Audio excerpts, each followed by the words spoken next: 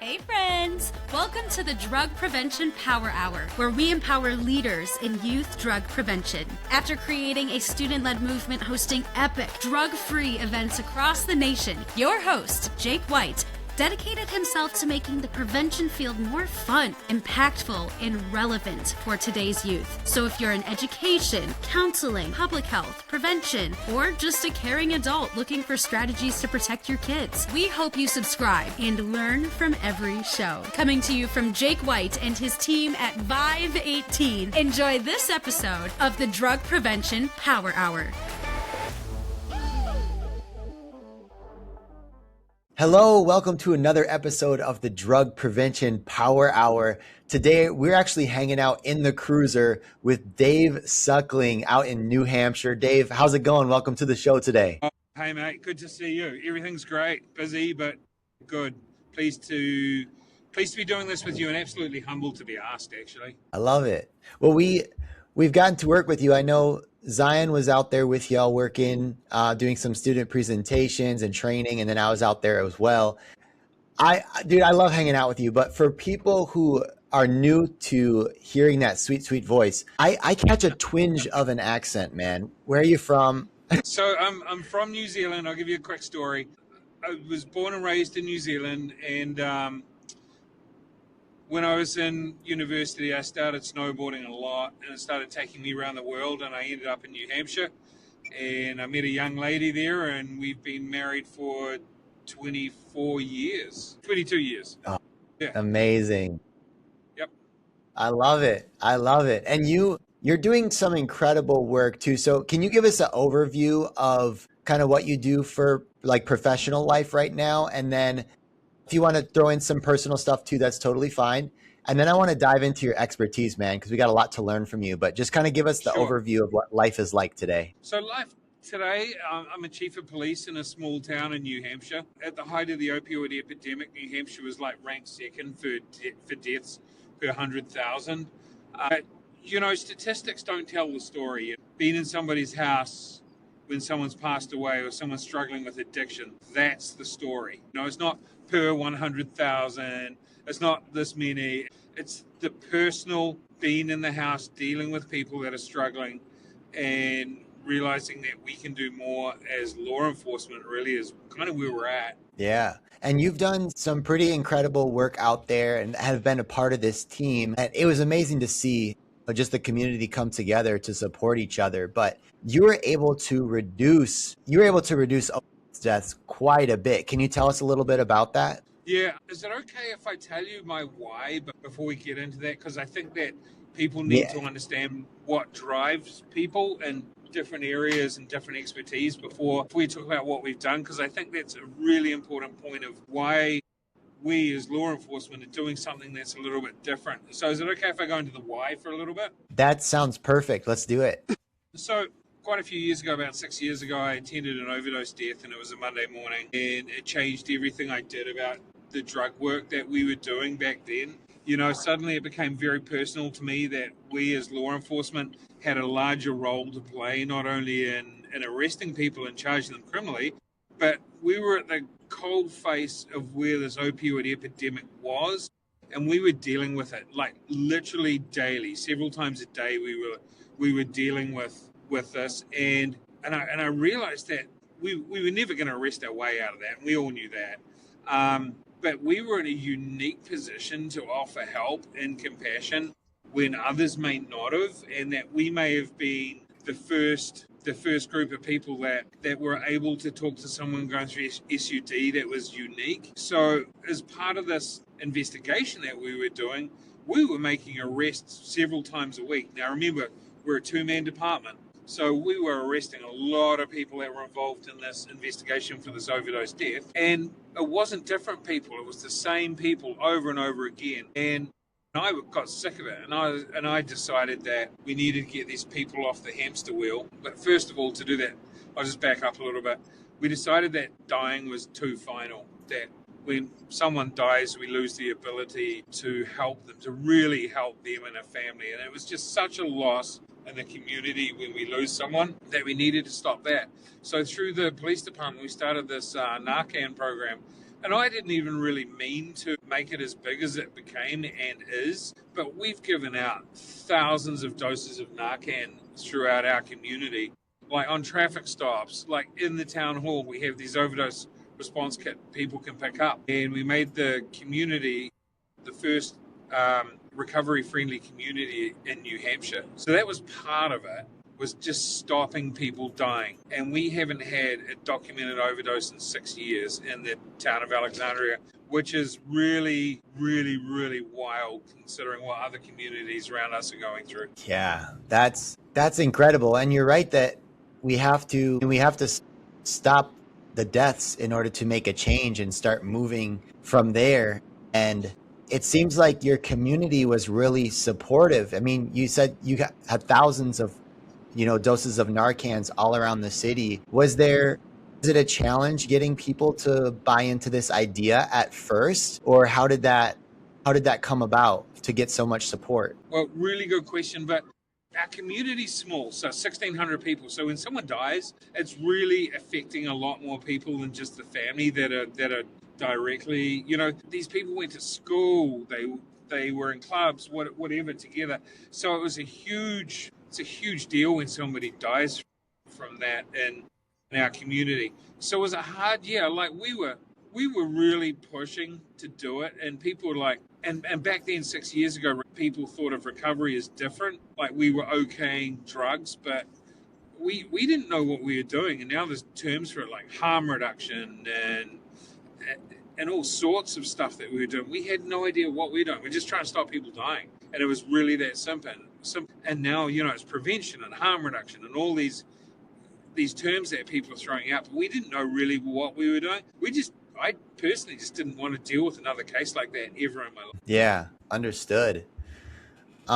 Where was there a part, like if someone else was trying to do this in their community, do you think that being in law enforcement, did it have an advantage or a disadvantage, or like was there a partner that was really helpful to make this thing really go? So as we were arresting these people time and time again, we realized that not only were we sort of like dealing with them with the Narcan, but we had no resources. And yet I knew that there was resources around us. Like I think there's quite a lot of resources, not only in the state, but in this country, but it's a weird bridge from law enforcement to getting someone in recovery.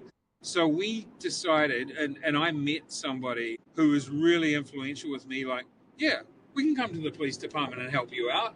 Why wouldn't we? And I was like, holy moly, we can do this. And I ended up talking to this recovery agency in the southern part of the state. And I actually stopped the guy that ran it on a traffic stop, and we got talking. And it ended up being a couple of hours conversation on the side of the road with my lights going, and his kids were bored, and we were fascinated. And I ended up going to this recovery group, and I sat around with this group of people that were going through recovery.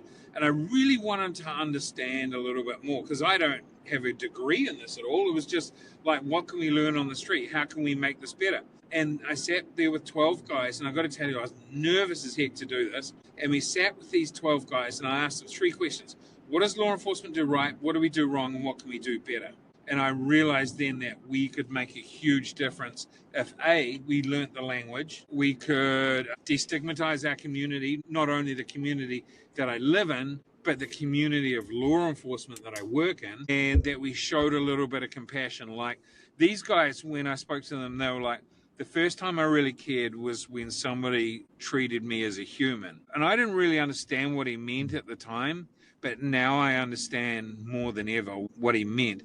And it was like treating someone as a human, but not letting their disorder be them, that it was part of what they were going through, but it wasn't them wholly as a person. I just pulled over, so I'm not just driving down the interstate staring in the camera. But that didn't define them as a human, What defined them as a human was that they were a brother, an uncle, an aunt, whatever. And as soon as I clicked into that, life became really easy for us.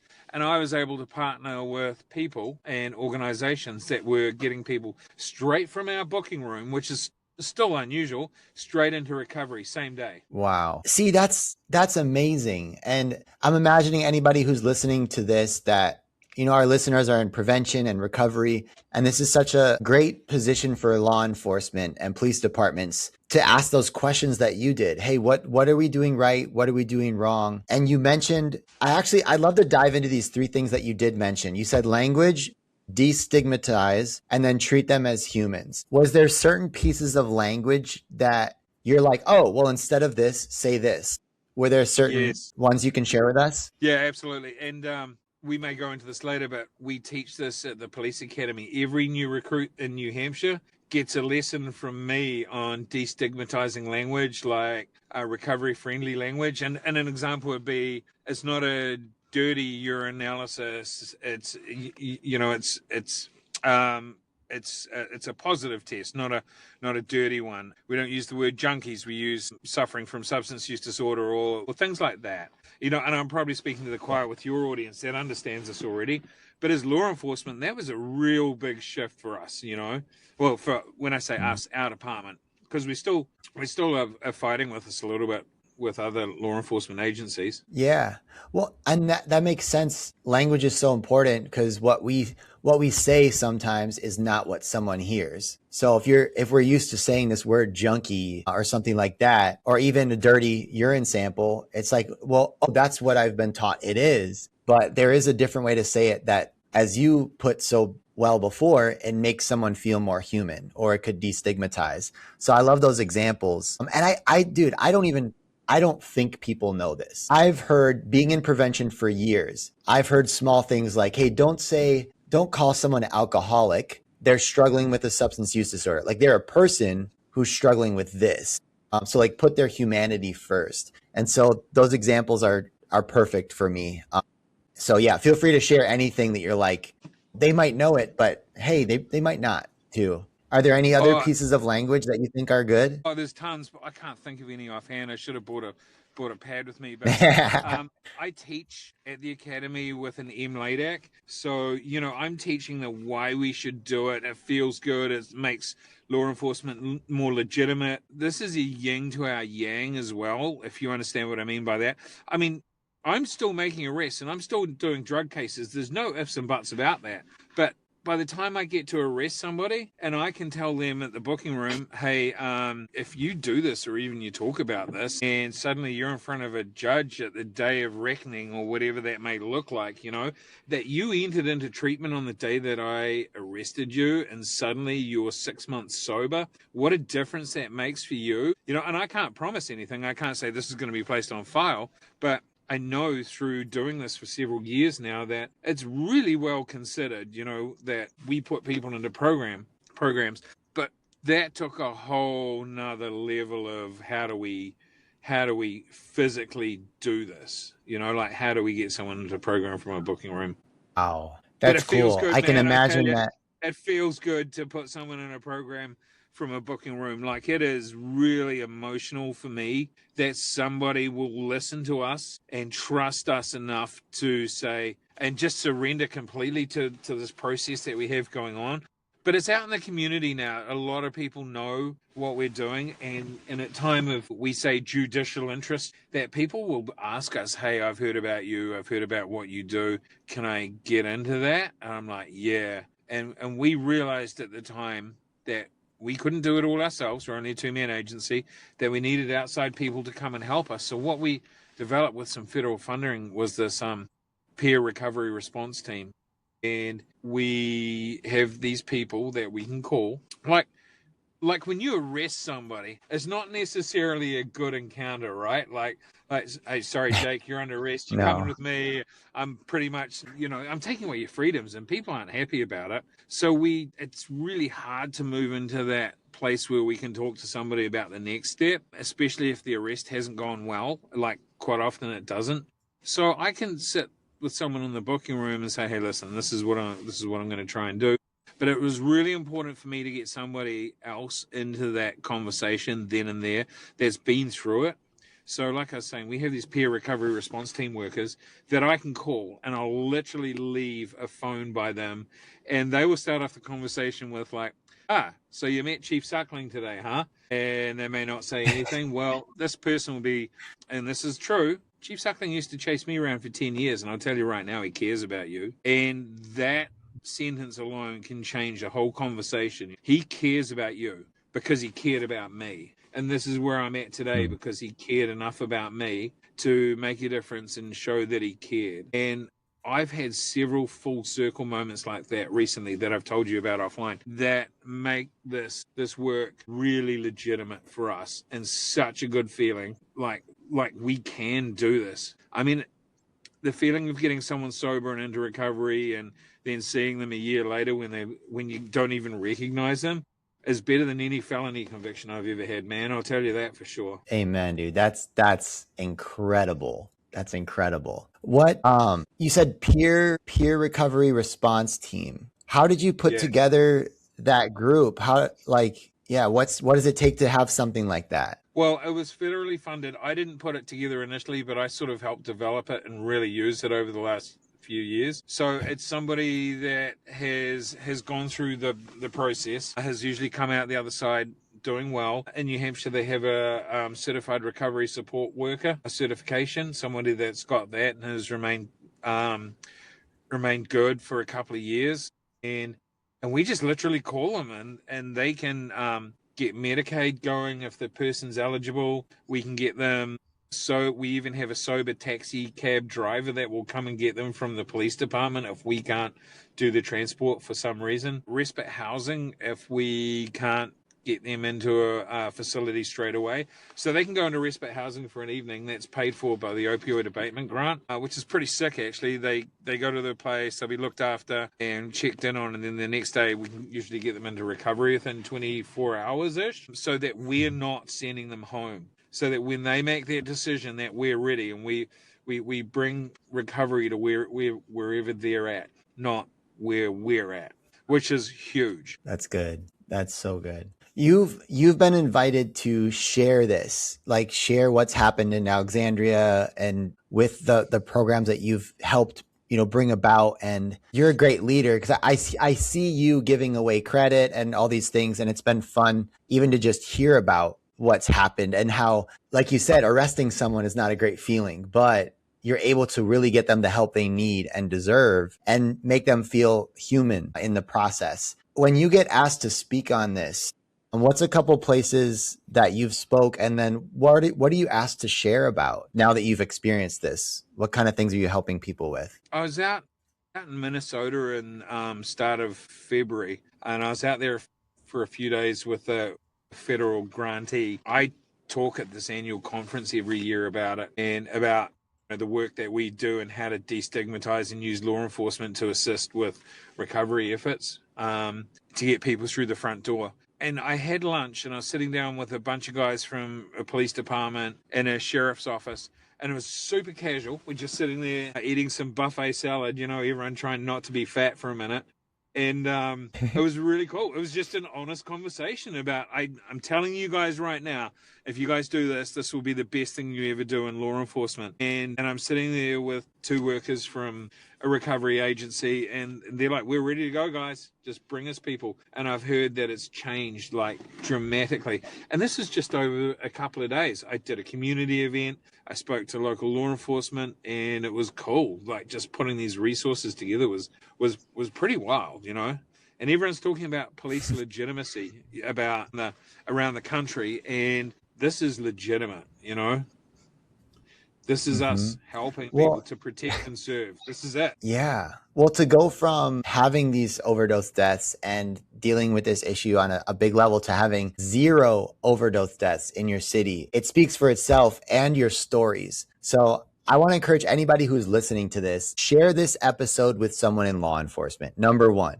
But number two, Dave, I want to ask you this. If someone is in a coalition or they're invested in the schools and they want prevention, they want this, what you're doing, right? And they want to get the police force bought into this idea, what would you recommend they do?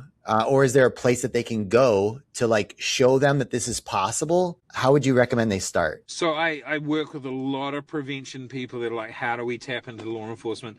And I'm coming out with some talking points and probably a presentation on using law enforcement to destigmatize communities, because people do look at us, and some people hate us, some people love us, but people do listen to law enforcement. A lot of community leaders think that law enforcement carries a heavy weight. I get a lot of chats from people in the prevention sector that are like, how do we talk to the local law enforcement? You've got to make it easier for law enforcement. We don't need extra work. So that's how we need to sell it to other police officers. Is like, if I deal with somebody once and I make it really legitimate and I do the full circle, I won't be dealing with them 10 times afterwards. And we're getting some statistics back that show people that enter into recovery with some kind of law enforcement involvement, 75% likely to stay in recovery, which is huge. We also need to change law enforcement views and what our wins look like. For me, and I'll give you a story about this. You'll like this, Jake. I had this guy that worked for me. He was half on the fence about this recovery stuff, as he would say. And one day we arrested this guy, and John goes, well, how about it? You want to go to recovery? John really wasn't selling it, but he like offered it, and this guy's like, yeah, whatever. So John took him down. We made the arrangements, took him for an hour's drive, dropped him off, and while he was gone, I get the call, hey, he checked out pretty quick. I'm like, okay. We planted the seed. I know we planted the seed. John comes back, and I said, hey, John, your guy, he left already. And John was pretty upset. He's like, why did I waste my time? This is ridiculous. I'm like, that's not your win at all, John. Your win was that he went there with you and surrendered himself to recovery once. Our win is that he did that, and you should be really proud of what you just did and how you talked to him, and that he even talked to you about recovery. John goes, and I said to John, you wait. Give it a week or two. Sure enough, the next week he called back and said, I wasn't ready. I didn't really know what I was getting into. I didn't have anything with me. Will you take me again? And John jumps up, swears at me and goes, why do you know this? And I said, because we planted the seed. And I know that when he was ready, we were the people that he was going to come and talk to, because we're the ones he knows. And John took him down, and he's been in meaningful recovery ever since. John gets a phone call every couple of times a year on major holidays to thank him for giving him his life back. And I get lots of those letters and phone calls and stuff all the time from people thanking us to get those letters to get their families back. So it's that feeling, and that it's really legitimate, and that it's just good work, man. It's fun. Dang, I've got chills. I'm so glad you shared that story. But that's what I mean about changing what our wins look like, right? Because every time I've been in court and I've got a conviction, especially a big one on a big case, I don't feel great, man. I feel sick. I feel sick that I've had to do this, that it's come to this, that somebody's probably suffered, or that, it just hasn't been good. Man, when I get a feeling that somebody's come out of recovery, been in there for 30, 60, 90 days, and they give me a letter or just a hug, that's pretty damn cool, man. That's pretty motivating for me. Yeah, that's incredible, Dave. Dude, I can't say it enough. Thank you for serving the way that you do, man. You are protecting people, and you're caring for them, and you're making a change you already know this, but it's having a ripple effect. Like, people are coming to you to ask, how can I do this in my community? And that's a sign that you're doing stuff right. And being a small part of it over the last 2 trips has been incredible to see. And so I can't wait to follow you in your journey. If people want to get a hold of you or learn more about this, or maybe have you come train their officers, how can they get a hold of you? You've got my email address. You're welcome to put it out. It's on part of this on the screen or whatever. I don't know how you do that. I'm not that tech involved, but I teach this a lot. People tell me that it's really motivating, and I'm more than happy to come and teach, give people phone calls, whatever it takes to get people to stop dying from stupid opioids and stupid drugs. I'll do it. I just want to share one thing with you. So when we made the town, this just happened recently. When we made the town a recovery-friendly community, I suggested that every company car has a overdose response kit in it.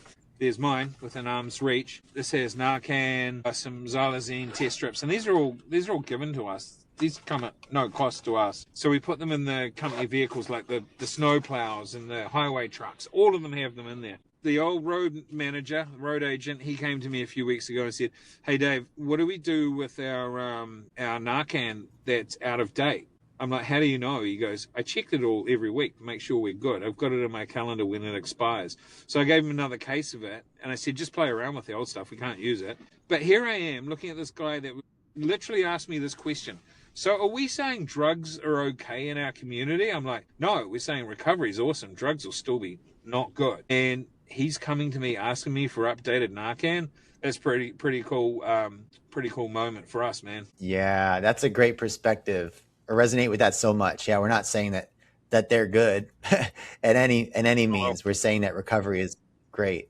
Yeah. I'd like to see the day That's where we awesome. don't have a recovery, or that it's tiny. Yeah, But absolutely. until then, let's just keep charging. I mean, we're not going to there's no one response that's going to cure this country and help people. There's none. It's partnerships like you and me that probably 5 years ago would never have talked, right? But here you are, you come to the high school to talk to our kids. I'm not going to miss that. I'm not going to miss a chance to be involved with that at that level where we can be seen to be doing prevention. Heck no, I'm not missing that for all the tea in China. We're going to be there every single time. Well said. Prevention is better together. It has to be. Dave, stay on once I sign off. But I just want to say for everybody who is listening to this, once again, if you got something out of this, share it with somebody, especially if you know someone in law enforcement. This episode is going to be so awesome for them. If you do want to reach out to Dave, I will put his email address in the show notes. It's dsuckling@Alexandria. And to chat with him about what he's doing, he's so generous with his time and expertise. And for all of you doing this work on the ground, just like Dave, thank you, thank you, thank you. And we will see you next Monday for another episode of the Drug Prevention Power Hour. Thanks for listening to this episode of the Drug Prevention Power Hour podcast. If you love the show, make sure to leave a review and share what you've learned. And if you need help reducing substance use among youth by educating and engaging students in prevention, visit vive18.com for more information, tools, and resources.